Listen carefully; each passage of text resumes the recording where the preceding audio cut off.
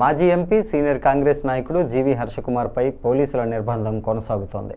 భీమవరం మండలం ఆకివీడులో శ్రీరామనవమి రోజు జరిగిన ఘటనలో దళితులపై కేసులు నమోదు చేసిన నేపథ్యంలో ఆయన అక్కడికి బయలుదేరి వెళ్లారు. గత 2 రోజులుగా ఆయనను భీమవరం వెళ్లకుండా రాజమహేంద్రవరంలోని ఇంట్లోనే పోలీసులు హౌస్ అరెస్టు చేశారు. బుధవారం కాస్త హౌస్ అరెస్టుకు విరామం ఇవ్వడంతో ఆయన భీమవరం మండలం ఆకివీడు బయలుదేరి వెళ్లారు. ఈ విషయం తెలుసుకున్న పోలీసులు ఆకివీడు వద్ద ఆయనను అరెస్టు చేసి స్థానిక తహసీల్దార్ కార్యాలయానికి భారీ బందోబస్తుతో తరలించారు. ఇదే సమయంలో మంత్రి నిమ్మల రామనాయుడు మాజీ ఎంపీ హర్షకుమార్కు ఫోన్ చేసి మాట్లాడినట్టు సమాచారం.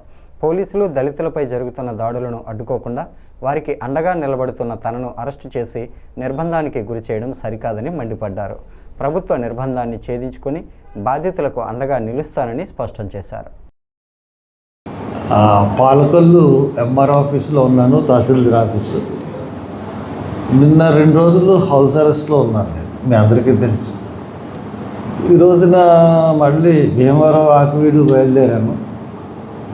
మరి పాలకొల్లు సెంటర్లో నన్ను ఒక 4 CAలు 2 SIలు ఆఫ్ చేశారు.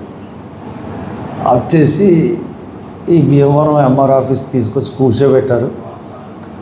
మరి ఇక్కడికి నోటీస్ ఏమైనా ఇస్తారట.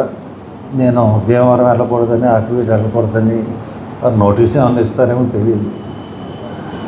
అంటే ఒక ప్లేస్కి వెళ్ళడానికి పర్మిషన్ కావాలా? ఒక దారుణంగా 1 సైడెడ్గా పోలీసులు వ్యవహరించి 57 మంది మీద ఒకళ్ళ మీద పెడతారు, 2 మీద పెడతారు అటెంప్ట్ మర్డర్ కేసు. 57 మీద అటెంప్ట్ మర్డర్ కేసి ఆ గ్రామాన్ని, ఆ దళితపేటని భయపెట్టేసి దారుణమైన పరిస్థితుల్లో ఉన్న పేటలో దళితులకి ధైర్యం చెప్పడానికి ఒక మాజీ ఎంపీగా నాకు పర్మిషన్ ఇవ్వరా? నేను మంది మార్గంతో వెళ్తున్నాను, నేను నా డ్రైవరు 2 వెళ్తున్నాను.